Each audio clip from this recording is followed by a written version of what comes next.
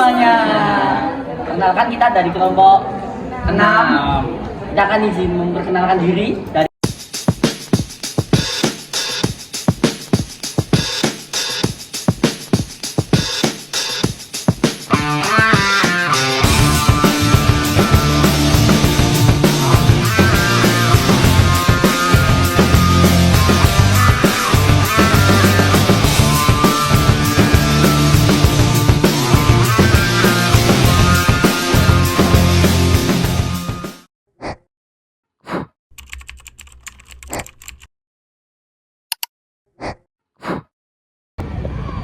Oke, untuk yang pertama, kami akan menjelaskan tentang asal-usul nenek moyang Indonesia yang terdapat 4 teorinya. Di sini, saya akan menjelaskan teori yang pertama, yaitu teori Yunan. Teori ini dikemukakan oleh J.R. Lawson, Jefferson, dan R.H. Galton. Teori ini mengungkapkan bahwa nenek moyang Indonesia itu berasal dari wilayah Yunan, Cina bagian selatan.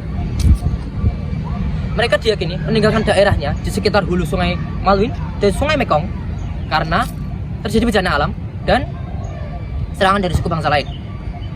Proses perpindahan ini menurut teori Yunan dibedakan menjadi 3. Yang pertama, gelombang Negrito. Yang kedua, gelombang Proto-Melayu. Yang ketiga, gelombang Deutero-Melayu. Sebagai gelombang pertama itu dilakukan oleh orang-orang Negrito atau biasanya disebut juga sebagai Melanesoid. Gelombang yang kedua yaitu gelombang Proto-Melayu atau biasa juga disebut sebagai bangsa Melayu tua, yang terjadi sekitar tahun 3000 sebelum Masehi hingga 1500 sebelum Masehi. Mereka membawa kebudayaan Neolitikum di Indonesia dan mereka menggunakan perahu bercadik satu seperti ini ke Indonesia. Gelombang terakhir sekaligus sebagai gelombang yang ketiga yaitu gelombang Deutero-Melayu atau biasa juga disebut sebagai bangsa Melayu muda. Mereka membawa kebudayaan lebih modern ke Indonesia, yaitu perahu bercadik 2 seperti ini. Mereka datang sekitar tahun 1500 sebelum Masehi hingga 500 sebelum Masehi. Jalur Proto-Melayu dibedakan menjadi 2, yaitu jalur barat dan jalur timur. Untuk jalur baratnya sendiri dimulai dari Yunan, lalu ke Selat Malaka di Malaysia, lalu ke Sumatera dan Jawa.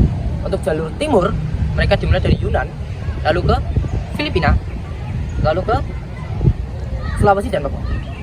Sedangkan untuk jalur Deutero-nya sendiri itu dimulai dari Yunan juga, lalu ke Vietnam, setelah itu ke Malaysia, baru ke Sumatera dan Jawa, lalu menyebar ke seluruh Indonesia. Bukti dari teori ini, yang pertama adalah ditemukannya kapak-kapak tua di Nusantara yang memiliki kesamaan dengan kapak-kapak yang ditemukan di Asia Tenggara. Yang kedua, penemuan kapak lonjong seperti ini dan kapak persegi yang seperti ini di Nusantara yang memiliki kesamaan dengan kapak di Asia Tengah. Yang ketiga, penemuan kapak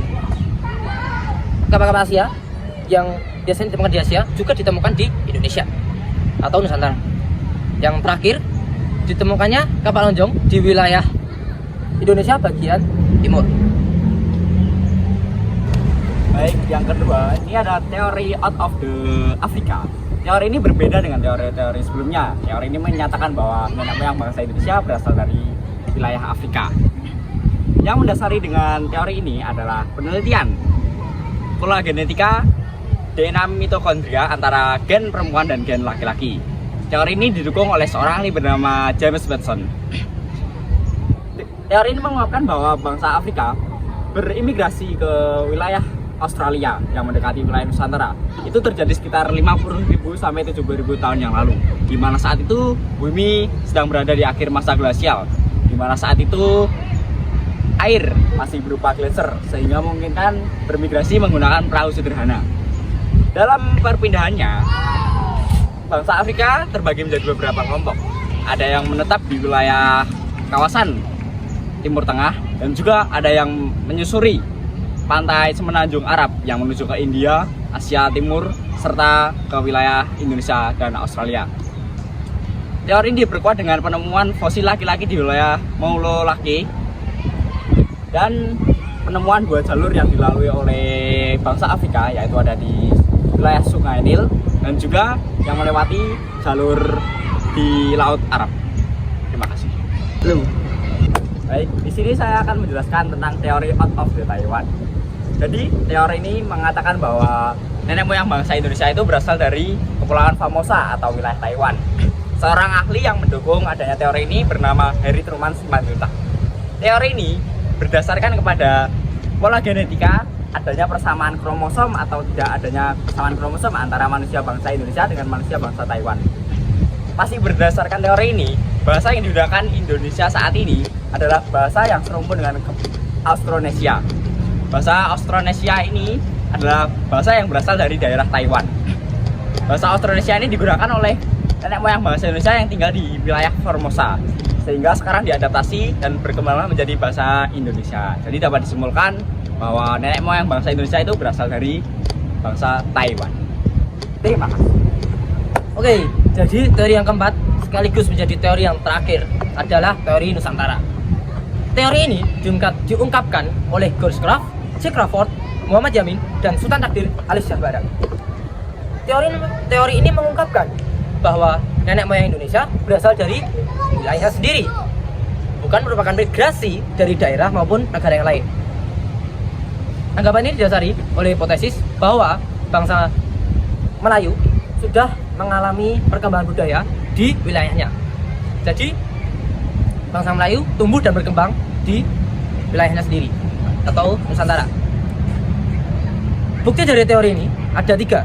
Yang pertama yaitu ditemukannya Homo solensis dan Homo ajacensis di Pulau Jawa, yang menandakan bahwa bangsa Melayu merupakan keturunan yang kemungkinan berasal dari Jawa.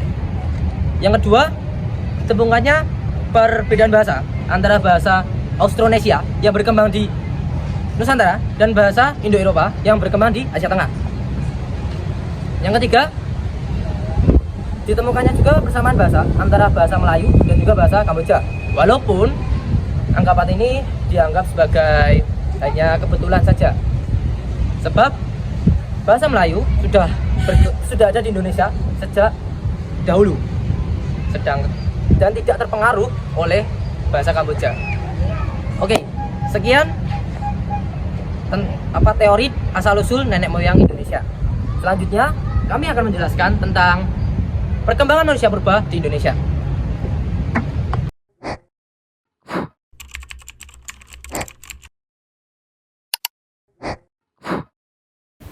Nah, selanjutnya ada perkembangan manusia purba di Indonesia. Sebuah perjalanan panjang Indonesia dengan kekayaan alam yang melimpah juga menyimpan jejak sejarah manusia purba yang menarik. Perjalanan panjang dari zaman prasejarah hingga manusia modern terukir dalam fosil-fosil dan artefak yang ditemukan di berbagai wilayah Nusantara. Perkembangan ini dimulai dari masa awal atau Homo erectus pada 1,8 juta sampai 50.000 tahun yang lalu. Homo erectus ini merupakan manusia purba tertua di Indonesia yang fosilnya ditemukan di Sangiran, Jawa Tengah. Mereka dikenal sebagai manusia Jawa dan memiliki ciri khas tulang tengkorak tebal dan volume otak yang lebih besar dibandingkan dengan Australopithecus. Mereka hidup nomaden, yaitu berburu dan mengumpulkan makanan. Mereka menggunakan alat-alat batu sederhana dan api untuk memasak. Situs pentingnya ada di Sangiran, Trinil, Ngandong, Jawa Tengah, dan Pati Ayam, Jawa Timur. Yang kedua, ada masa peralihan atau Homo floresiensis pada 100.000 hingga 50.000 tahun yang lalu. Homo floresiensis ini ditemukan di Flores, Nusa Tenggara Timur. Mereka adalah manusia purba yang memiliki tubuh kecil dengan tinggi sekitar 1 meter. Mereka hidup di lingkungan pulau dengan berburu hewan kecil dan mengumpulkan makanan. Situs pentingnya ada di Liang Bua, Flores. Nah, lanjut yang ketiga adalah masa akhir, yaitu Homo sapiens yang hidup sekitar 40.000 tahun yang lalu hingga sekarang. Jadi, apa sih Homo sapiens itu? Nah, Homo sapiens adalah manusia modern yang memiliki ciri khas volume otak yang lebih besar dan juga memiliki kemampuan berpikir yang lebih kompleks. Kehidupan mereka itu mengembangkan teknologi yang lebih maju seperti alat-alat tulang dan batu yang lebih halus serta seni lukis gua. Kemudian untuk situs penting seperti Gua Leang-Leang dan juga Gua Maros yang berada di Sulawesi Selatan dan Gua Niah yang berada di Kalimantan Timur. Lanjut yang nomor 4 adalah perkembangan budaya. Nah, di sini terbagi menjadi 4 zaman. Yang pertama, zaman Paleolitikum, yaitu masa penggunaan alat-alat batu sederhana. Yang kedua, zaman Mesolitikum, yaitu masa peralihan dengan munculnya alat-alat batu yang lebih halus dan penggunaan api yang lebih terampil. Yang ketiga, zaman Neolitikum, yaitu masa munculnya pertanian dan peternakan serta pembuatan tembikar. Yang keempat, ada zaman Megalitikum, yaitu masa pembangunan bangunan besar dari batu seperti menhir, dolmen, dan punden berundak. Kemudian yang kelima ada warisan manusia purba yang menghasilkan atau berwujud fosil dan artefak yang menjadi bukti nyata keberadaan manusia purba di Indonesia.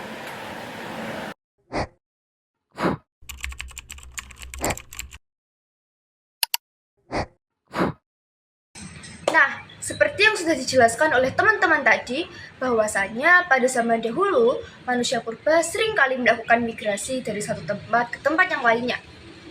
Proses migrasi ini tidak hanya berakhir di situ saja. Namun, saat sampai di tempat baru, manusia purba juga perlu melakukan adaptasi.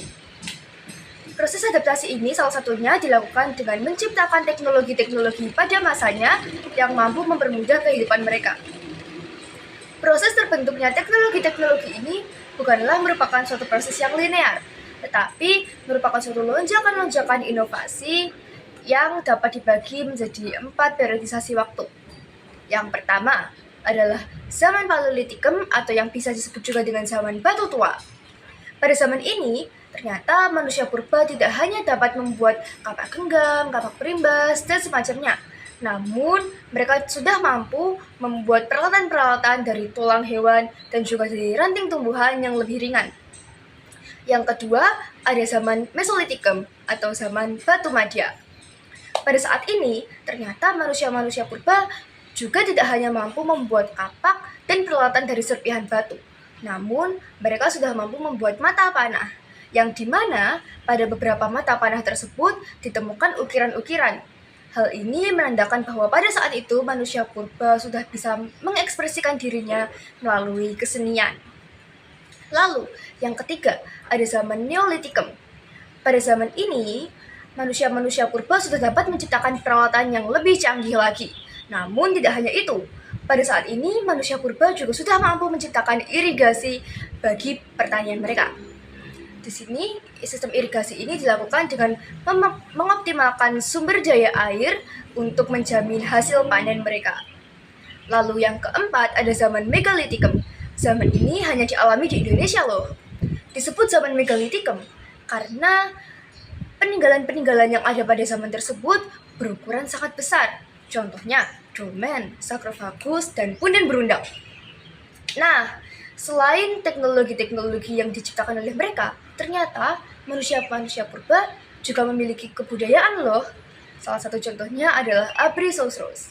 Abrisosros merupakan gua tempat tinggal manusia-manusia purba pada zaman dahulu. Namun ternyata Abrisosros bukan hanya sekedar gua. Namun di dalamnya terdapat lukisan-lukisan yang dibuat dari cap tangan mereka.